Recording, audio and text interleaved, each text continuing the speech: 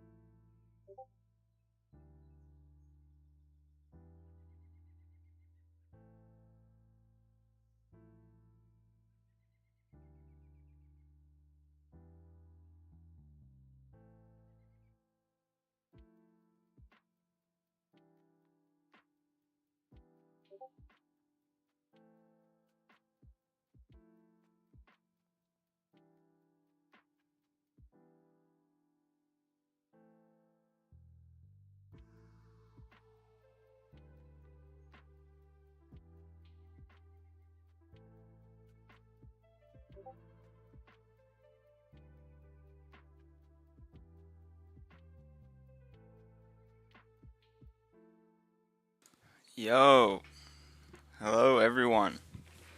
Welcome to episode 3 of the live coaching series. We got Alexo Crypto in the house. What's up, man?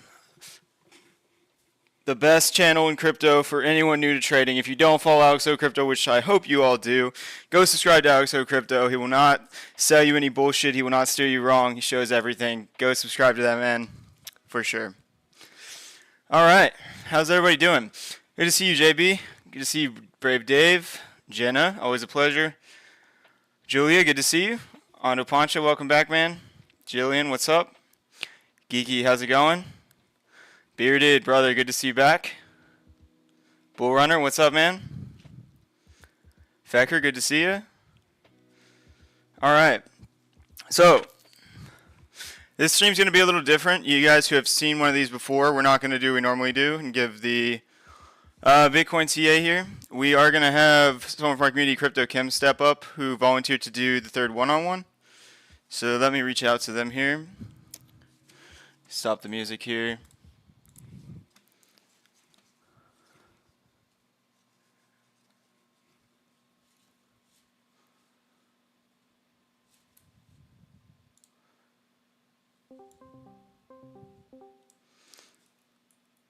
Hey, how's it going?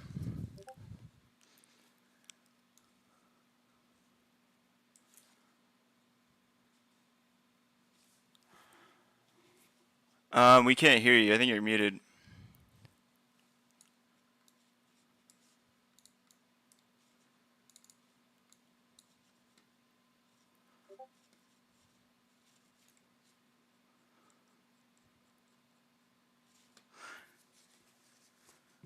Okay, we can talk about Bitcoin a little bit here while they're figuring their mic out here. So we had like a Model 3 accumulation, or sorry, Model 2 accumulation here.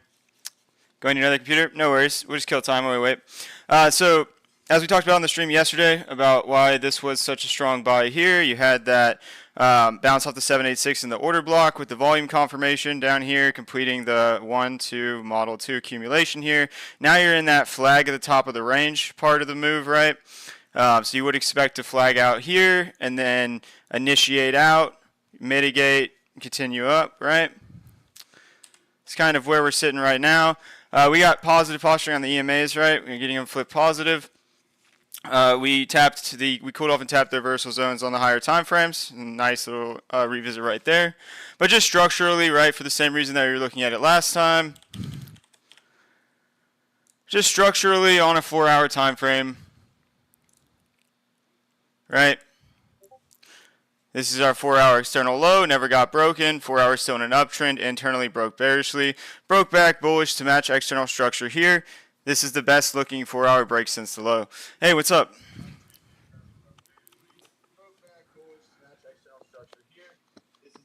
Oh, I think you have an echo there. Okay, can you hear me now? I can, yeah, but I think you have the stream on. I think there's an echo. Okay, so let me turn the sound off on that one. Okay, how's that? Okay, that's good. Yeah, we can hear you. Okay, sorry about that. Oh, no worries. Okay. So why don't you just introduce yourself a little bit? I've been a trader for a while, use all kinds of different methods. I love to chart, but what I suffer from is bad entries. Once I'm in a trade, I know how to manage the trade pretty well. And then all this chop has been just like literally a nightmare. Not been the best month. So, but I love Cipher Wave software that really helps to help you decide how long to stay in a trade. So I have no problem charting. I get where we're going, but just following the chart is not so easy getting into a trade. Yeah, no, yeah, it's definitely been difficult. I mean, it was just ranging before, and then we had like this spring leverage wipeout. It definitely has been harder than when we were just trending up, so that definitely makes sense. What would you say your biggest strengths and weaknesses are as a trader? Strength is being able to understand. Excuse me. Where sorry about that. The trend is going, and being able to chart for sure. But when I have to enter a trade, and usually entering a trade in the first part is pretty easy, but when it gets into this, chopped up fee blender is just ridiculous. And pulling fibs, I'm usually really good about taking profits. I usually take profits early because I always feel like, I'm up 20%. I'll just go ahead and jump back in if I need to. But entries are pretty miserable. Gotcha. Okay. So one of your weaknesses you said. So, you said entering in the beginning of trends is easy. What would you say your weaknesses are? The weakness is like if you pull up one of the charts, I can kind of show you what our Yeah, yeah. weakness. Do you want to share your screen? Um, sure, if I can. Or if you just Uh, want to explain it to me, that works too. yeah, no. How do I share my screen? I'm not. So on Discord, there's going to be a button at the bottom of our call that says share your screen. Mm. It looks like a I, TV with an arrow. yeah, I must not have that. I just have like the little telephone and like a video camera, and that's all I see. So do you have like our actual call up where like it has the two bubbles? Yeah. Oh, So I see. I put it on my bubble or your bubble. so it should just be down where there's like the mute button and like the turn on and off camera. To the Oh, I right, see. yeah, to the right of that there should be like a TV with an arrow on it. Hmm. TV with an arrow. Arrow. I don't see anything. I'm sorry. No, no, it's fine, it's fine. Like I just sent you an image in Discord. Like you should see this when you look at our call.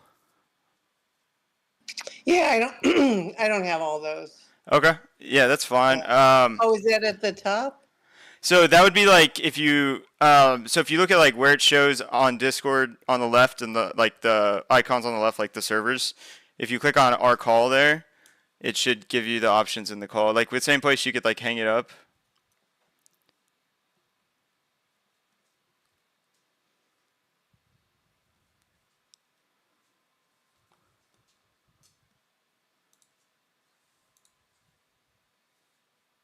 Did that work? No, I think you just muted your mic there. Oh, okay.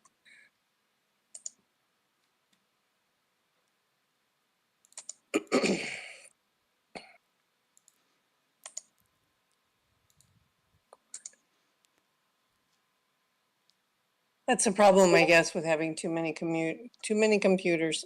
Sorry. Yeah, for some reason on my screen, I don't have all those buttons. Can you hear me still?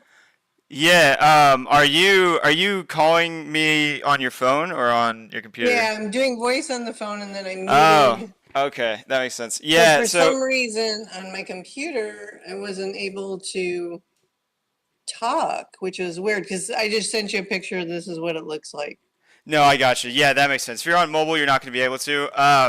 We haven't really done these without sharing screen before, but we can at least get started. So, what, if you just had to describe your weaknesses as a trader or things that you want to work on, what would you describe? Well, for example, yesterday, I mean, I sent you the screens. You could put one of them up if Yeah, you yeah, want. yeah. We can do that. Yeah. Yeah. So if you want to start on the first one, Okay. Let me get it pulled up here. and So the first screenshot you sent me, the one where you said here are the first sets of questions. right, yeah. Okay. All right. So we have that up now. Oops. So yeah, we can get into these questions, but I just meant like personally as a trader, like I know you want to go into all this stuff and we can definitely do that, but just I'd like Right. to get an idea of, like what your weaknesses are as a trader more specifically. Like I know, so for strengths, like you put Well, being it's able to, probably confidence. It's probably confidence, okay. in terms of following. I think I'm impatient, following the trend completely out.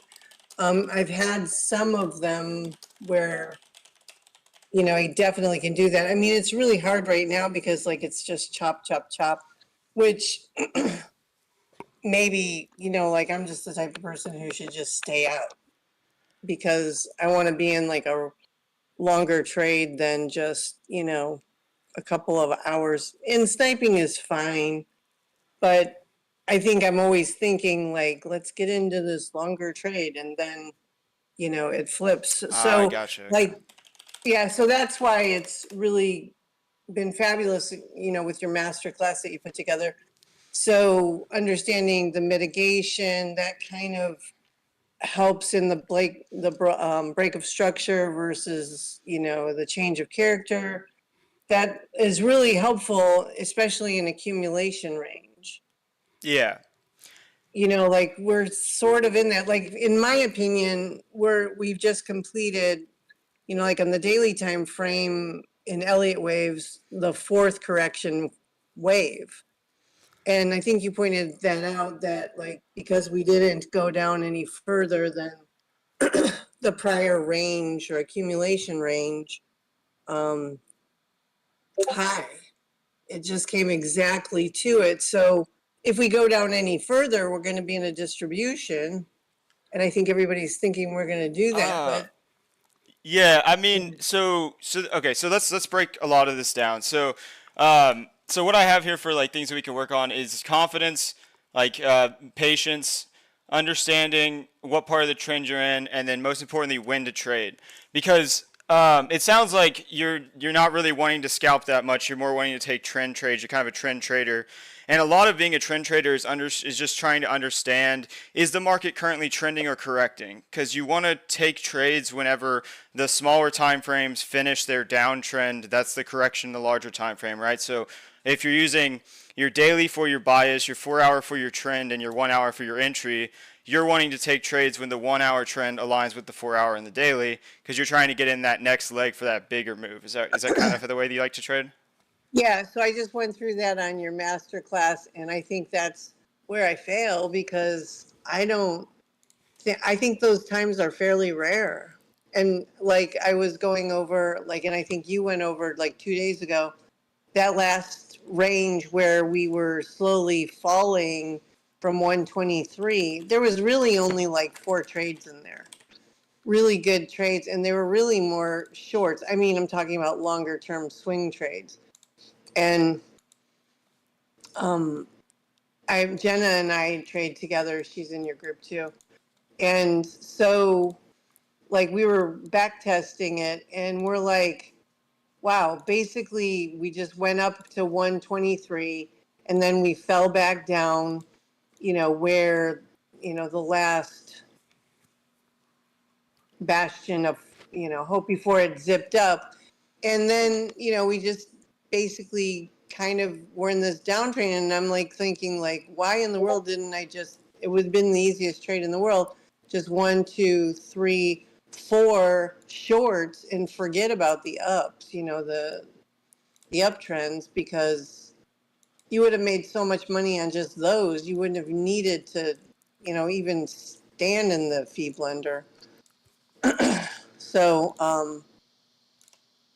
yeah, and then it was obvious that we were coming down because like we kept getting lower highs, lower highs, lower highs, and then finally, after you get like 3 lower highs, you can pretty much figure that, yeah, we're going down.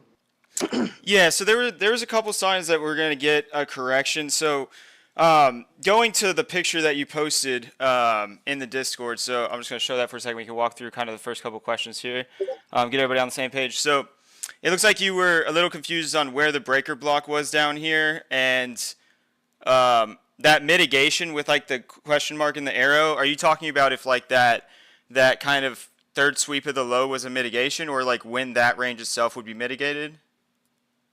Yeah, so like it seems to me that these two signals happen a lot together before we have a grind up when I was back testing. And so I'm like, is this a mitigation also, or is this just, you know, Oh, I gotcha. Okay. yeah. And then does this still matter? What is that referring to? So that's the break of structure. And that was basically the break of structure. If you go to the next slide, then you can see, you know, we basically came up to, I think it was the 200 on the 1 hour. And then we didn't even really tap the break of structure to actually, like break it. So we knew we were going to go back down. So then the premium of the range, that's the thing, is like, because I think that the way you pull fibs is a little bit cleaner than the way I pull fibs. So like, I mean, I'd still do decent in, taking profits, because usually I always take profits early. But like for that last little, dip and grind up, like where would the premium of the range have been? Gotcha. Yeah. So let's jump into all of this. So first of all, let me pull the stream back up here, or my screen back up here. So looking at this, so one thing to understand is that there's structure on multiple time frames, right? When you're referring to like taking shorts on the way down, right? If you're looking at say like a 3 hour time frame, then there would be a valid low that we broke here, right? And then we came up and rejected from the golden pocket. So yeah, you could have taken a short there to write it down to like the mitigation here. It's a little dangerous because this is kind of unique for Bitcoin. Bitcoin usually when it breaks out of like a weekly macro range, it doesn't come back to mitigate right away, right? Like with the weekly breakout from 70K, right? We didn't come back to mitigate that until, you know, Like months forever. later. Yeah. Yeah, like So forever. I mean, it worked out, right? But generally that's why I advise trading with like the 4-hour trend. And if you're looking at the 4-hour trend, this what we went over on yesterday's stream, right? This low does not count as structure because there's not two consecutive candles in this low here, which is why if you notice and you try to pull a fib from there to the high, right? It's not really respected at all, right? Like we just kind of cut right through all of the fibs there, right? But if you pull a fib from the 4-hour low down here to the high, you'll notice you're getting much better reactions off of that fib pull, right? Like we got a nice bounce off that 618, a nice bounce off that 886 when we hit the mitigation. So it's like understanding what your structure looks like on your larger term time frames and understanding that even though we're coming down here, right, we're still technically in an uptrend on the 4-hour until this low is broken. Now, in terms of the questions that you asked there, like what is the breaker block? So, and do you know what an order block is? Yeah, I know what an order block is. Yeah. Okay, so a breaker block is going to be an order block in the discount of the previous range that led to a break of structure. So once the 1-hour structure gets broken here, right, you have your bullish break of structure here. This order block here becomes a breaker block. So we would expect that order block to get tested, and whenever that gets tested, we would expect a bullish reaction out of it, which is what we saw here. Similarly, on the 30-minute, you had a breaker block there as well, right? So after this high was broken, this flipped your 30-minute structure, and that's following the 2-candle rule, right? You have to have 2 candles pushing in one direction for it to be a valid high. So you do break structure here, and then this 30-minute candle then also became an order block that we would care about, right? This became another breaker block on the 30-minute. And you'll notice that we respected those order blocks almost perfectly when we came down. You got nice bullish volume there. If we turn on volume here. Right, you see volume picks up as we come down here, showing the traders are engaging. So we had nice bullish. I don't like using this chart because we can't see it. Okay, if we talk about volume, we'll go over to Bybit. But there was bottoming volume in here. We went over it on stream yesterday. Yeah, so that's what the breaker block is, right? It's just the order block that led to the break of structure. We just call that a breaker block. And then mitigation. So this down here that you're talking about, so this is more of like a smaller accumulation model inside of like the bigger accumulation model that we're in right now. And this is just what the job of this candle is to knock out everyone's stop losses that thinks they're getting it at the bottom and puts a stop loss below here. This is a liquidity sweep. It wouldn't necessarily be mitigation. This hit here where we back tested 112, that was mitigation on a larger weekly time frame because we came back and mitigated the previous weekly range at 112. So that was bullish mitigation. More so what the mitigation recently in here was what we did yesterday, right? So if we're just looking at our previous accumulation range here, right, from the second tap in the bigger model, this demand here got mitigated yesterday when we came back down to retest it and had that nice bullish reaction out of it.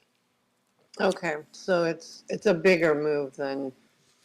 Yeah. So for mitigation, you want to see the price. So the best way I can explain it is the reason that this is not mitigation here is because the price did not. Remember, it's RIMC, right? So it's range, initiation, mitigation, continuation, right?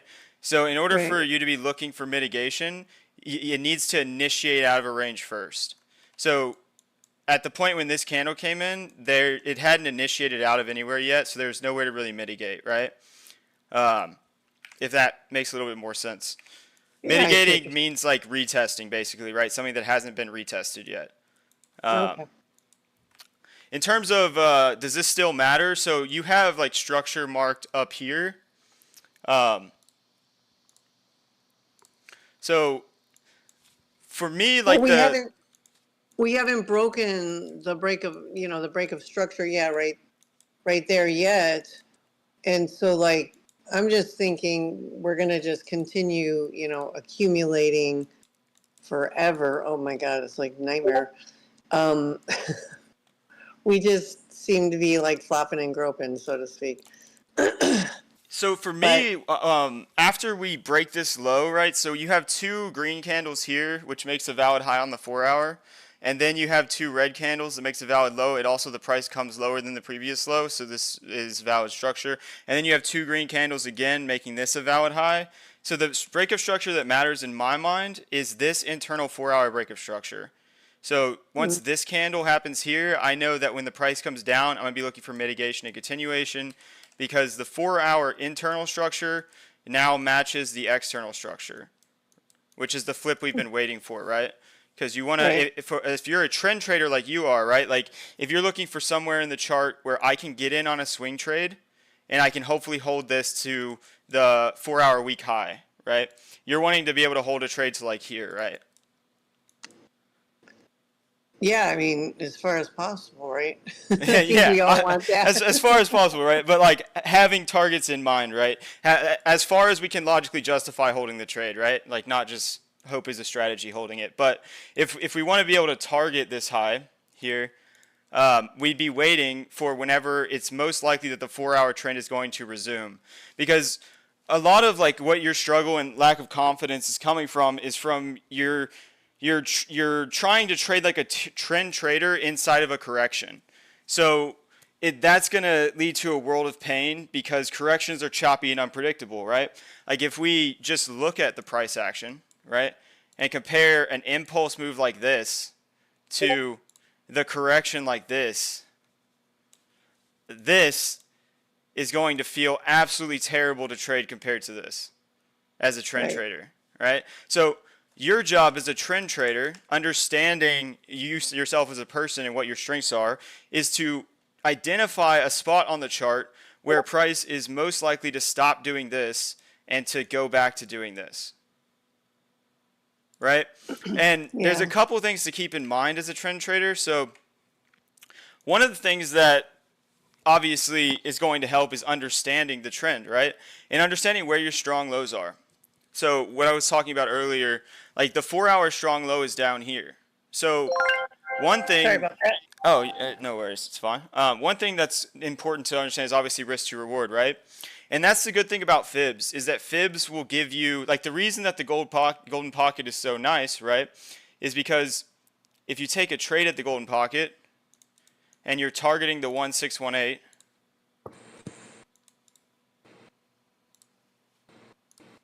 the 1618, Mm-hmm. you're always going to get a 3-to-1, right?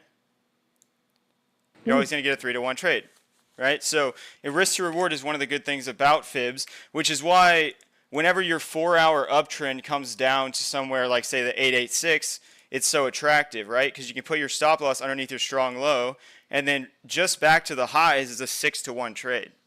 So as a trend trader, this would be very, very appealing, this 886 level, because you can take a 6-to-1 trade, and that means you can take this trade 6 times, you can lose it 5, win it once, and as long as you're managing your risk, risking 1% every time, you're still going to be profitable, right?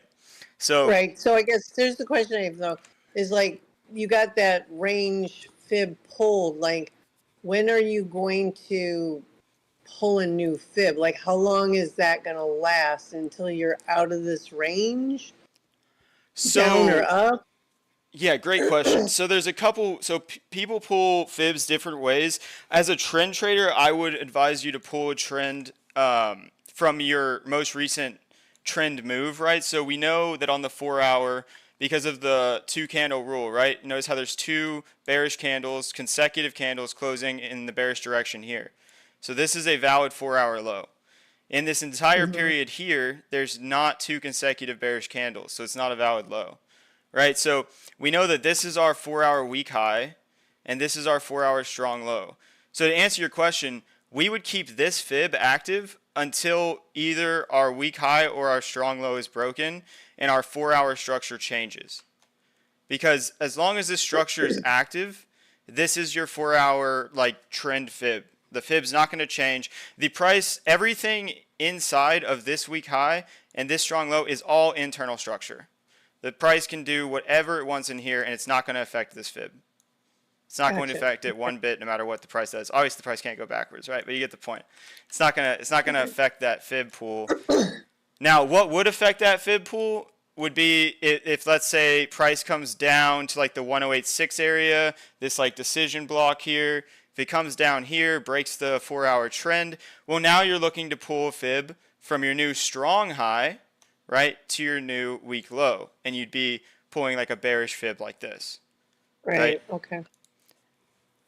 Gotcha. That's now you can also pull it on smaller time frames within, right? So when we were looking at this area here, and we had this 1-hour break of structure. Well, I guess technically the 1-hour structure broke here. Let's go to 2-hour, right? So your 2-hour break of structure here. Let's keep it on the 4-hour, right? We were talking about the 4-hour. So if your 4-hour break of structure here, right? We were talking about pulling this fib here and adding confluence to our trade because we hit the 786 here, right? Whenever we were coming down for right. Whenever we were coming down for this bounce, the price, I wish we were on the Bybit chart right now because these prices lined up perfectly. Let's switch over here 1 second. I want this to make sure we get this to sink in, right? Yeah. So when we came down to hit that 30-minute and that 1-hour order block, we also directly tapped the 786 to the dollar, right? So when we see confluence, it's like, oh, we're at a spider line. Oh, we're at 2 order blocks. Oh, we're mitigating accumulation demand. Oh, we're at a 786. We're in discount of the range. It makes it a lot easier to pull the trigger on a trade like that. But the main reason that this is appealing for someone like you, right, is like if you didn't, let's say you didn't long this 886 because you wanted to wait for confirmation. Well, that's when this is something that would be really important to you, right? Because in this entire range on your 4-hour, we know that all of this price action is internal, as long as that strong low and that strong high don't break. We know that we broke internal structure bearish here. We had can you see my screen? Do I need to share it in Discord? Yeah, we can see the white screen here. Oh, okay, you can? Okay, cool. And then we continuation of the bearish structure here, continuation of the bearish structure again, and then we finally broke the internal structure bullish here. So as a trend trader who's trying to avoid trading all of this mess as you, this would be like your call, okay, it's time to actually pay attention, right? Because in order to take the trade with the highest probability of success, similarly to waiting for your entry time frame to match up with your bias time frame, you can also look for the internal structure on the same time frame that's bullish externally to also match up internally, which the first time that happened in this entire range is back on Sunday, right? Whenever we broke the previous high. Yeah, I see what you're saying. It's like just completely annoying to do all that little stuff. Yeah, you can wait till it gets down to the 886 and then. I mean, we took trend longs here. Right? I didn't think we were going to come back and mitigate, and it's not like it's just because if you back test Bitcoin, it never comes back and mitigates right away, right? So that they got us with this one, right? So I took a big swing long here. My first take profit was going to be the liquidity at 121. I was way up in profit, and I got stopped out at entry, right? But that's how it goes when you're going for these swing trades, you know, like I was scalping as well during this period, but sometimes you're not going to hit, right? And then you just try again at your next optimal location, right? Which is after this 4-hour break of structure, whenever we come back down to retest the accumulation order block. Right, because, we came down too early. Like, if you pull the cipher pattern, we should have gone back up to 124, and it didn't. So then like, okay, something's up. Okay, cool.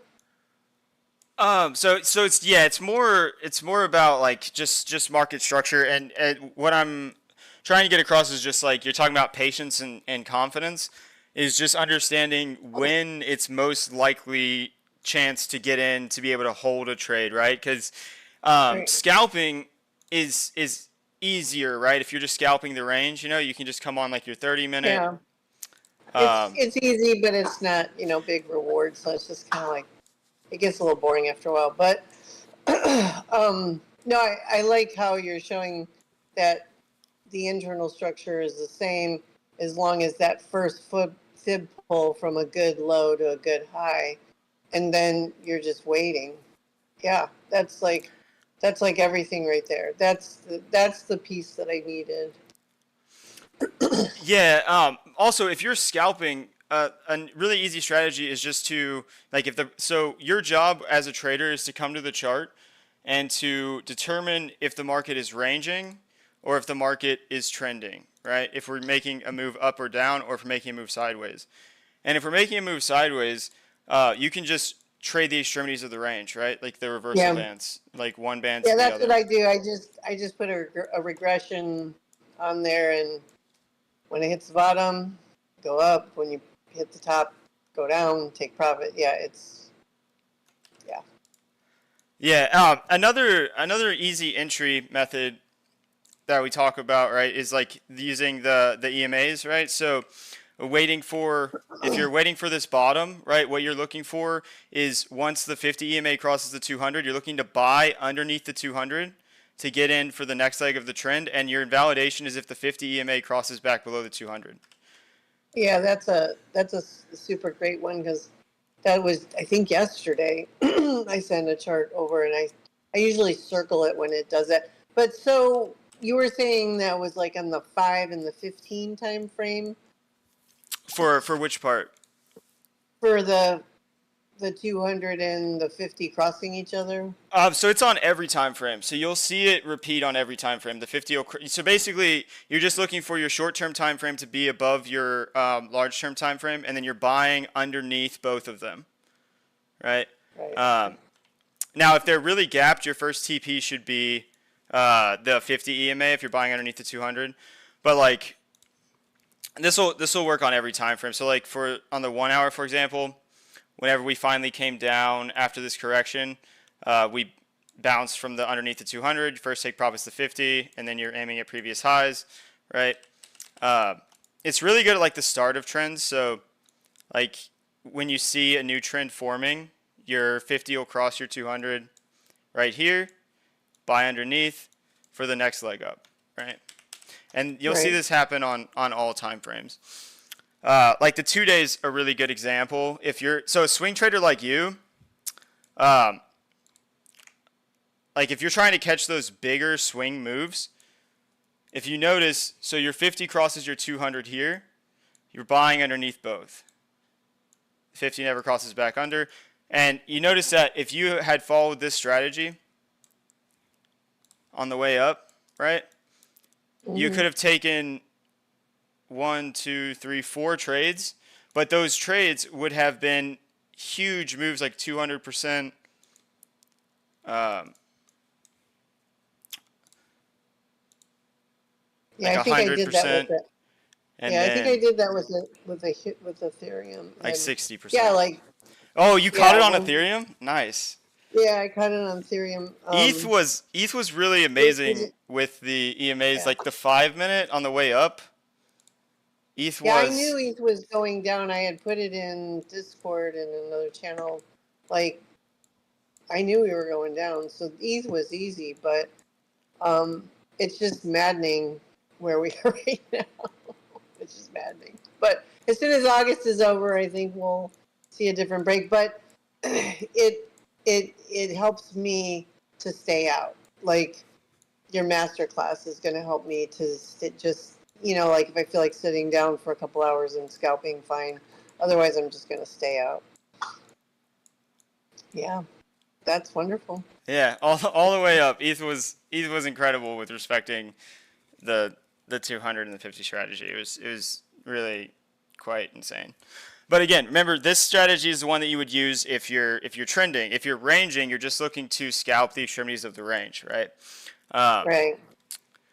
Okay, let's try to get to some more of these questions here. So I think we answered all the ones on this first one here. So where to pull the Yeah. fib? The only thing I wondered about though was when we came down from the 123, and then we were chopping down, and then that first big dip, I think, went to like 114, and then we came up, and we didn't break structure.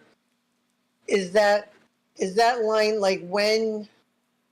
I guess the break structure is only as good until you make the next higher high or the next higher low. 114. Wait, where are you talking I'm about? sorry. When we went to 123, Okay. And then we dumped and down.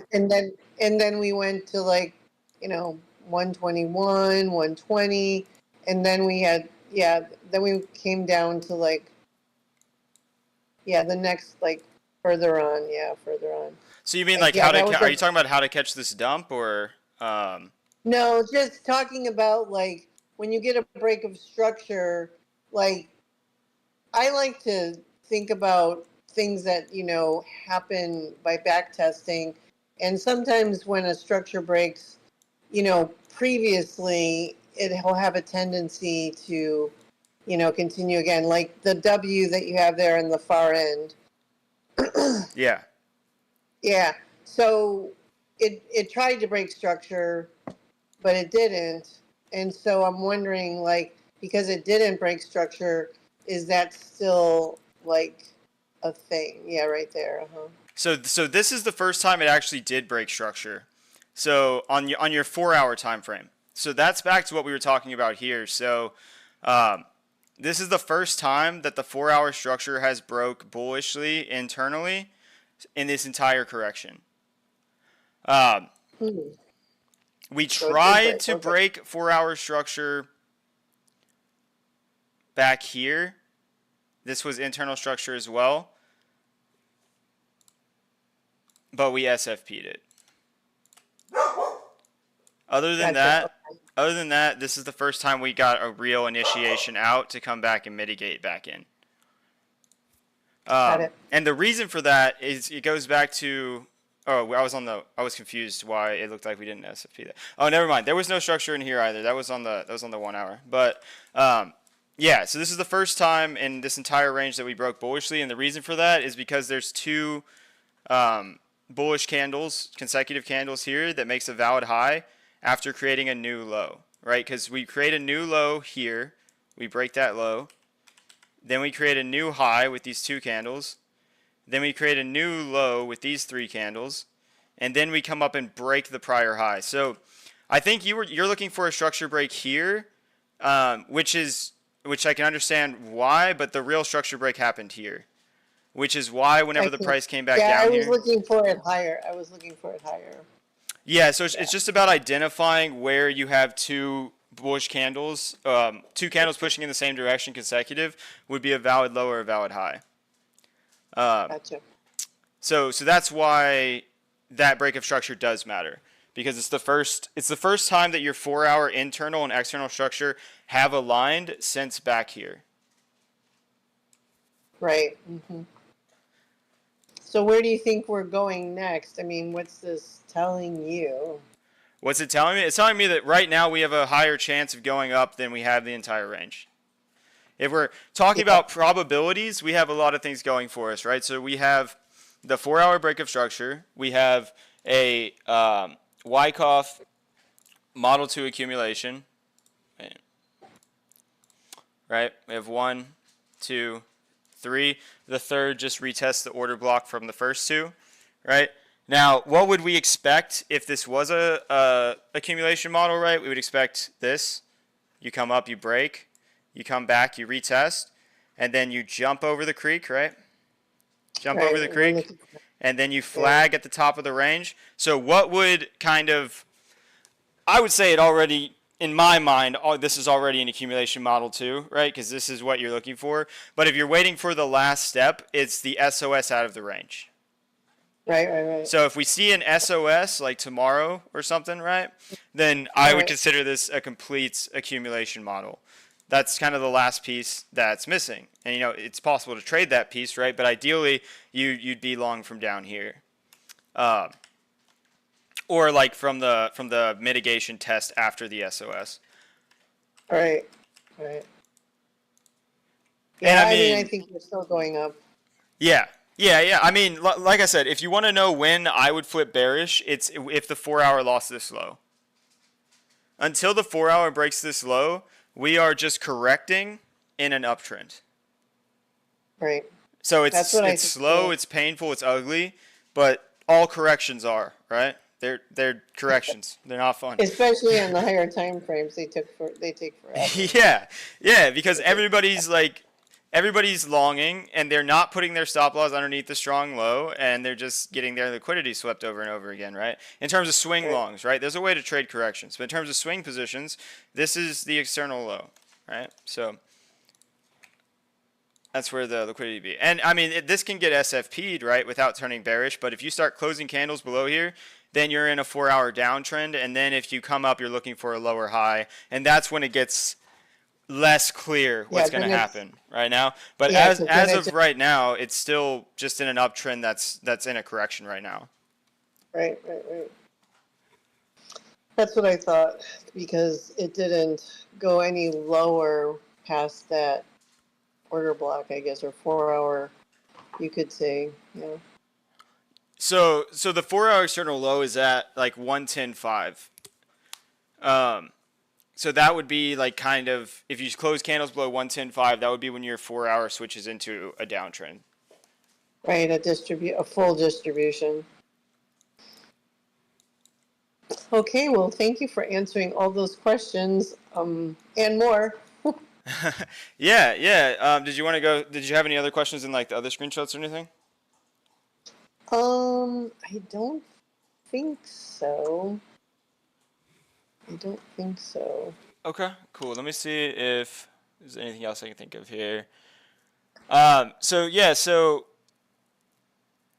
based on your strengths, really, you're just.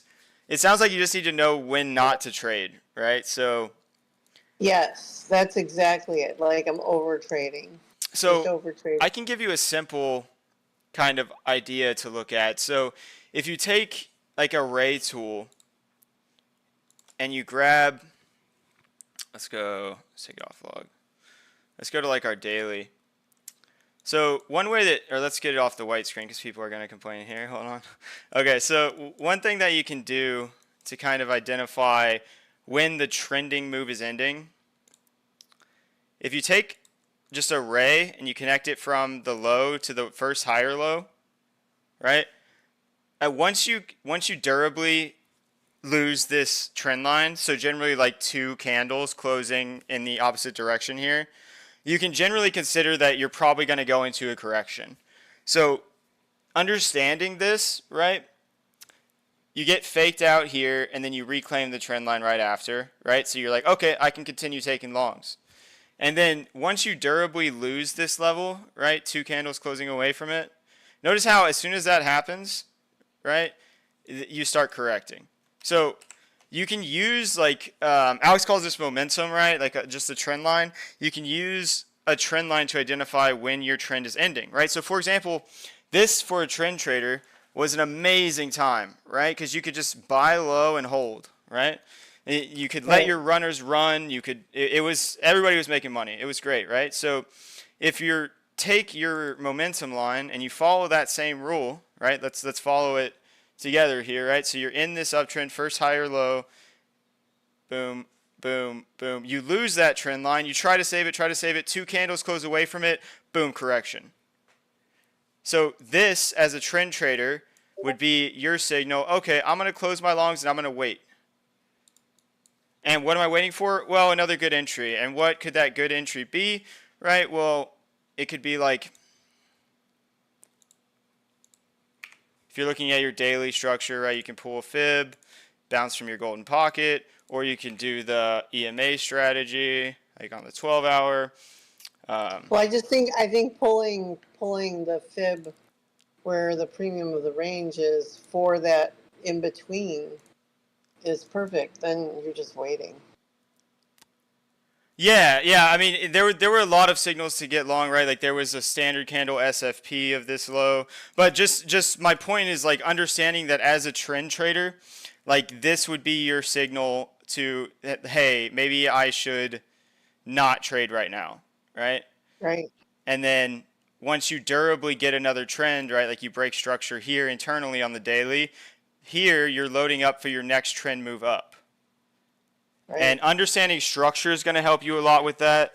And you can do this on smaller time frames too. So like if you're looking at your 4 hour and you're talking about maybe you're trading this 4 hour downtrend, Right. So you can, somebody's asking, do you use the trend line on any other time frame? yeah, so you can use it on every time frame, right? So if we just go to our 15-minute here, if you're in a long from, or if you're taking longs from down here, if you lose this trend line, then you're probably going to go into a correction, right? So you might want to close your longs from in here. Right. That works really good on the cipher matrix too.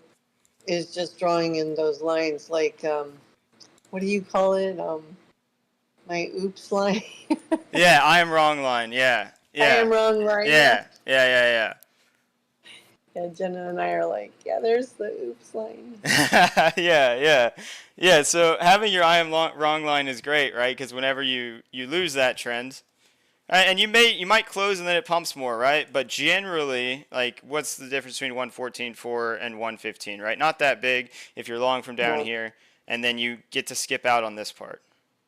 Right. No, I totally agree.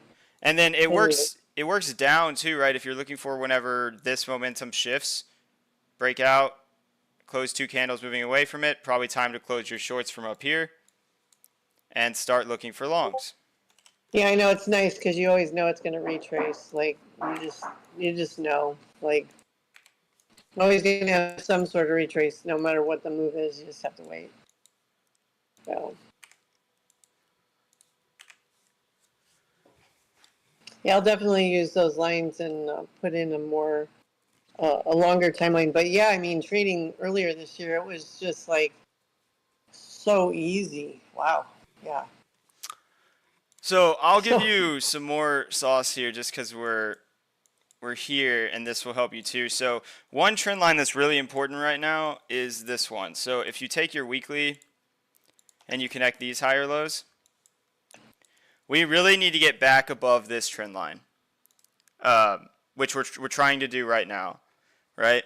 So if you're connecting on your weekly, we broke structure here. First higher low is here. Connecting your weekly structure, we need to reclaim this. Now, if we zoom in on the daily, you'll notice we're trying to do that now. So this gets really scary if we reject here, right? Because this is the same idea as the trend lines that we just looked at on all of these other time frames, but this is on the weekly right. time frame.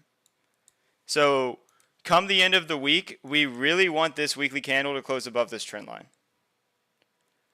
If it doesn't, we could be looking at like a weekly correction.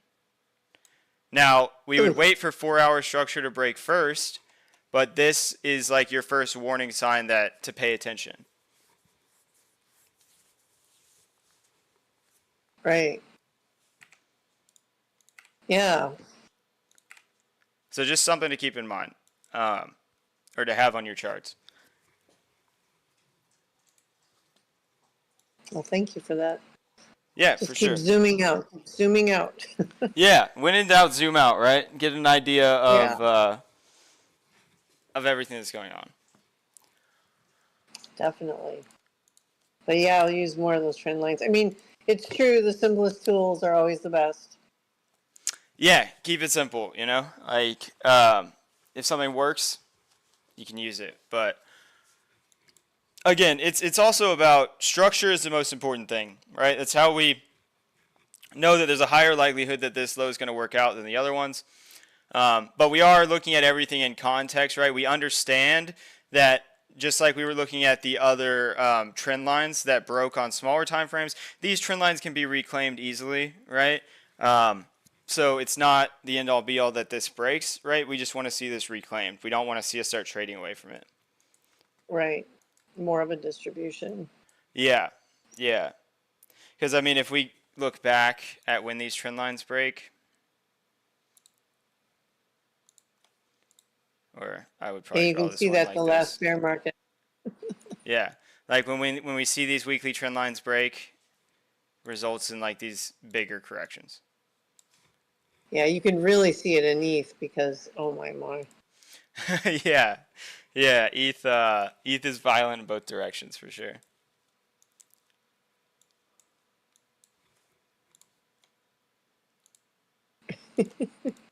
Yeah. So just something to be aware of that we're fighting with right now. Yeah, Jillian says go short. Yeah, we're all dying to go short. Well, that's how we'll know, right? Yeah. Yeah. Well, so 4 hour structure has to break first. 4 hour structure would have to break, but yeah, that's how you'd know. So basically, if you want to mark 4 hour structure on your chart, you'd be marking this low here at 110.5, right? So if you're listening to anyone on YouTube or anything on Twitter, anything like that, until this level breaks, until this 4 hour strong low breaks, the 4 hours in an uptrend, there's nothing to really worry about, right? Yeah, that's what I'm thinking until, because that's really kind of a jump the creek because you have your prior high from the last range. So if the 4 hour reclaims this trend line and gets durably above these lows, right? This starts to look like a spring in like a bigger accumulation model, right? So really, the two scenarios that you should be looking out for is going to be breakdown of the 4 hour for a lower high to come down on the weekly, right? Or look for a reclaim of the previous range to solidify accumulation to SOS and go higher. These are kind of what structurally it would look like if we go up or down. Nice. So if you take a screenshot of this, and whichever one you see on your chart is most likely going to give you the idea. Right, there's obviously a seasonality piece too, right? So we could, if you think October is going to be bullish like before, we could come down for a correction quickly in August and September and then go up in October. But I just like to look at structure. So if you're just looking at structure, until your strong low breaks, you're bullish. Right. Yeah. And I think most of us still believe we're gonna go back up. Yeah. Yeah, exactly. I mean, yeah, the 4 year cycle seasonality, altcoins haven't really had their season yet. There's a lot of reasons that we would continue going up, right? But that doesn't mean that we can't, come down to mitigate 88K and then go up, right? I mean, Right, but it's it's still just gonna possible. take a longer accumulation. If we come down that far, it's really gonna take a long accumulation to get back up. That's quite a jump. Yeah. Well, that would just be mitigation of the previous demands on the weekly at 88K. But Right. yeah. And I mean, these dumps can happen fast, right? Like, I mean, Bitcoin dropped from 94 to 80 in a week. Well, I mean, Bitcoin actually dropped from 96 to 77 in a week, right? So these Right. these mitigations can happen really fast. But again, I don't want to scare anybody because we got a lot of people watching right now, and I want to make sure that I'm getting the point across that, like, unless this low at 110.5 breaks, we're still in an uptrend. There's nothing to be worried about. I would keep this weekly trend line on your chart to track the weekly momentum, but I wouldn't really be worried right now. Yeah. Yeah. I'm doing small little trades anyway, just because yeah, we're not in a long swing trade right now. So unless you're, long from way below. Right. Yeah. Now you can be looking for this would actually be, so if we're looking for like where the discount of the range is, so if we pull our 4 hour range here and we put on like our premium and discount, that's not right. Hold on. So our discount would be anywhere under, like our premium, our extreme discount, right, would be anywhere under 113.6. right? Because anywhere under there, if you're able to get along with your stop loss underneath the strong low, is going to be like a 3-to-1 to the highs, right? Yeah, I was thinking that I needed to have some limit orders in there because, like, it happened over the weekend. Like, London's been so active. It's like, but we're all sleeping. So, Yeah, and like I said, we should know like over the next couple of days what's going to happen. Now, there is also like a full moon on the 9th, right? So for all the people that trade the moons, like this bottom does, I will say this does look like bottoming structure, right? So it does look like a accumulation model too.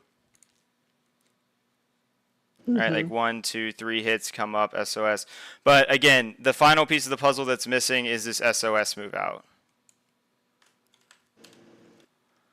Which would be nice because it would reclaim this trend line as well. So I would say tomorrow, if we find ourselves like up here, I would really start looking for swing longs.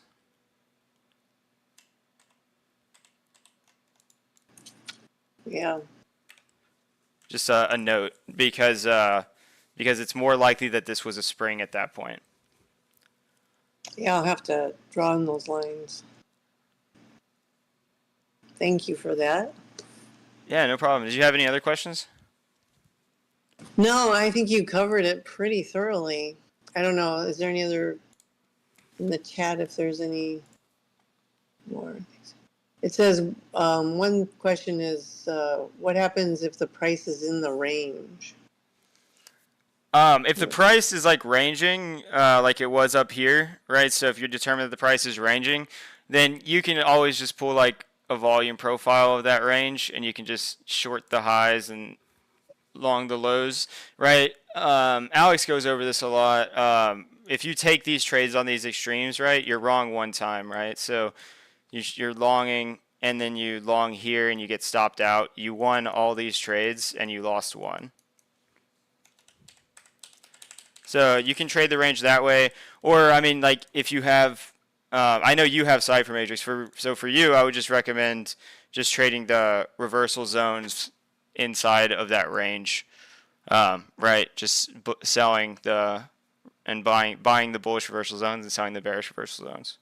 Yeah, I love that indicator. Yeah. Love it.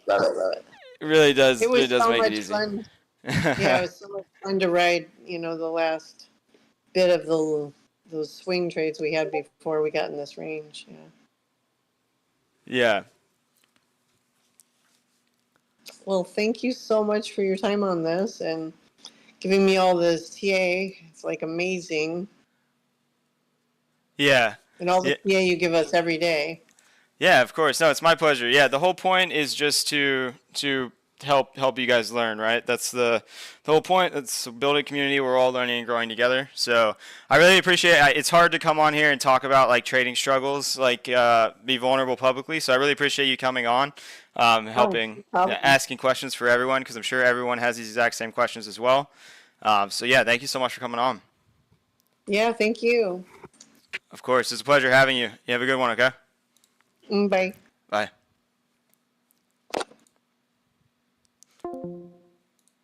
All right, guys, put a 1 in the chat if you like this series and you want to see more of it, so I know you guys like it.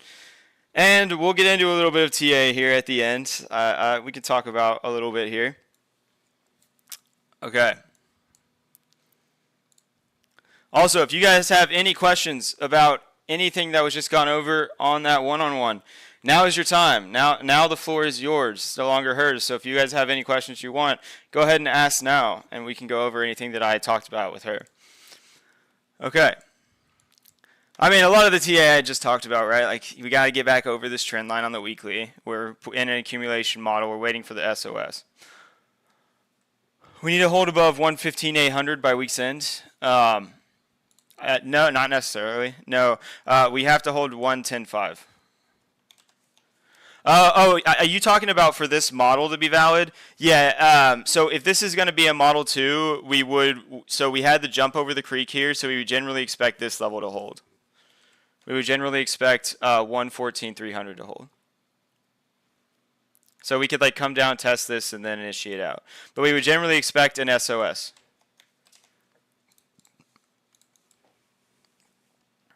Yeah. Basically, so this is a pattern you're going to see a lot. So there's actually a video on my channel. It's a live stream that's titled Wyckoff Accumulation, Model 1s and Model 2s, where I go over this. But basically, if you see the price, I would say above 116,000, like meaningfully above it tomorrow, then that's our SOS, and you'd be looking for a continuation.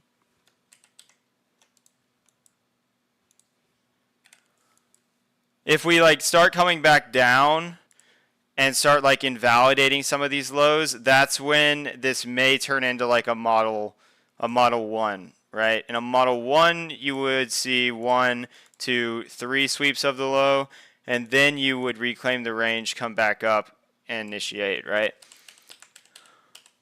So the Model 2 idea is invalidated if you start invalidating these lows. Can you use the same trend lines model on alts? Yes, yes. Trend lines to measure momentum will work on all assets, yeah.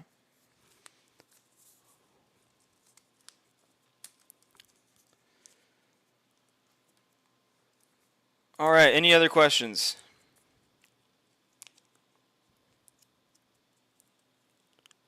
All right, cool, guys. Well, my name is Cipher. If you guys are not already in the free Discord, it is linked to the top of the chat. Make sure you join on in. We share free TA every day. If you guys are new here, make sure you subscribe, ring the bell. If you guys missed all of this one-on-one, go back and watch it. I highly suggest it. I highly suggest you guys watch the other one-on-one streams on my channel. It's amazing content going over how to execute a strategy meaningfully, going over psychology, going over all that stuff to help you guys. And yeah, trade safe. Much love. Cipher out. You guys have a good one. Oh, also, if you guys want the Cipher Matrix Indicator, just hit me up on Discord. All right, guys. Have a good one.